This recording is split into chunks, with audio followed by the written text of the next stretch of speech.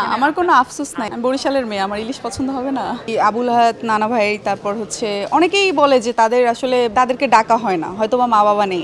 এখন টিভি নাটকে আমি দেখেছি শুধু হিরো হিরোইন 2-4 জন নিয়েই হয়ে যাচ্ছে, কিন্তু গল্পটা ননসেন্স হচ্ছে আমার প্রথম ওটিটির কাজ। অভিনয়ের বিষয়টা হচ্ছে গিয়ে একটা পানির মতো, যেই পাত্রে রাখবে ওই আকারটা ধারণ করবে। সবসময় তো নায়ক নায়িকা কেন্দ্রিক গল্প নয়। ননসেন্স হচ্ছে আমার প্রথম ওটিটির কাজ এবং রাকেশ দার সাথে আমার প্রথম কাজ। তো দাদা, আমি তো ওটিটি সবসময় পছন্দ করি, ওটিটিতে কাজ করার জন্য আমি সবসময় মরিয়া হয়ে থাকি আসলে।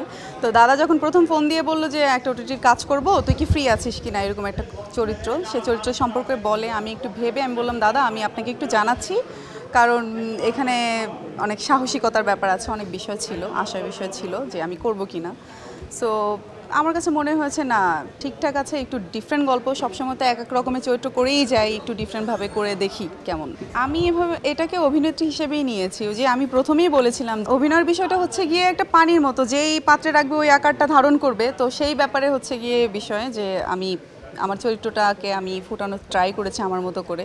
এতদিন পরে কেন, ওই যে গল্প, চরিত্র, নির্মাতা সব কিছু চিন্তা করে যে আমাদের কাজ করতে হয়, সেই কারণে এতদিন পরে। তো গল্পটা, চরিত্রটা আমার ভালো লেগেছে এবং রাকেশ দাদার কাজ তো আমি অবশ্যই না বলবো না, এই কারণেই করা। আমি আমার মতো ভাই আসলে চেষ্টা করেছি এখানে গুরুত্বপূর্ণ হওয়ার বিষয়টা না। বিষয়টা হচ্ছে কি, আমি যাদের সাথে কাজ করেছি, আমার যে কোয়ার্টিস্ট যারা ছিল সবাই মাশাল্লাহ, আমি তাদেরকে দেখছি কাজ করতে, তাদের সাথে আমার কাজ করার একটা স্বপ্ন ছিল, এখন অভিজ্ঞতা হয়ে গেল। তো সেই জায়গা থেকে, এবং আপনারা যেহেতু ক্লিপ দেখেছেন, পুরোটা দেখলে বুঝতে পারবেন এখানে মার্ডারটা হয়েছে আমি, এবং এখানে এই মার্ডার নিয়েই হচ্ছে গিয়ে গল্পটা। তো এখানে আমি বলবো গুরুত্বপূর্ণ অবশ্যই আমি আছি তাদের পাশাপাশি। হ্যাঁ, আমার বিপরীতে নায়ক তো দরকার নেই, সবসময় তো নায়ক নায়িকা কেন্দ্রিক গল্প নাই, এটা তো একটু ভিন্ন গল্প। না, এখানে গল্পটাই নায়ক, গল্পটাই নায়ক। না, আমার কোনো আফসোস নাই।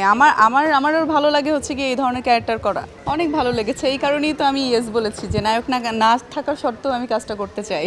দেখে মনে হয়েছে কতটুকু, এখানে তো ছোট ছোট দেখানো হয়েছে, আপনারাও ছোটই দেখেছেন। পুরোটা দেখলে তারপরে আপনারা বুঝতে পারবেন, অ্যান্সার আপনারা নিজেরাই পেয়ে যাবেন। যেটা বলেছি আমি আগেই, ঠিকঠাকই ছিল আমার চরিত্র অনুযায়ী, আমার মানে সব কিছু ঠিক ছিল।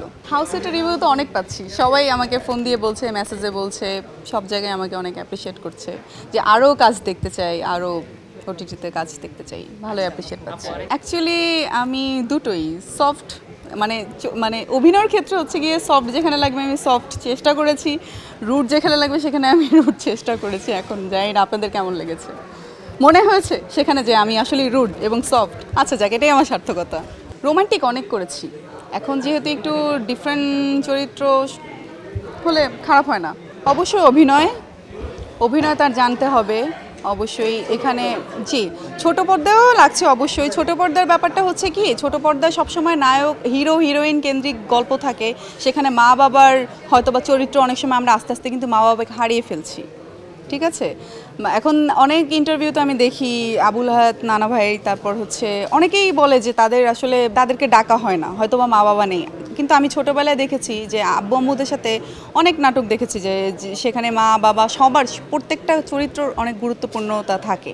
এখন টিভি নাটকে আমি দেখেছি শুধু হিরো হিরোইন 2-4 জন নিয়েই হয়ে যাচ্ছে কিন্তু গল্পটা। আর ওটিটির ক্ষেত্রে এই বিষয়টা কিছু কিছু আছে, যে সবার চরিত্রকেই আস্তে আস্তে করে ফুটানো, এবং সবাই ভালো করছে। আর ওটিটির বিষয়টা হচ্ছে গিয়ে, মানে এটা আমি কি বলবো, টিভিতে অনেক কিছু আমরা অনেক গল্প বলতে পারি না, অনেক ক্যারেক্টার আমরা করতে পারি না, এখানে সেই জায়গাটা আছে। স্বাচ্ছন্দ্যে আমরা গল্প বলতে পারি, আমরা আমাদের ক্যারেক্টার করতে পারি। সিনেমা নিয়ে অবশ্যই ভালো নির্মাতা, তারপর ভালো চরিত্র, ভালো গল্প যদি হয় অবশ্যই করব।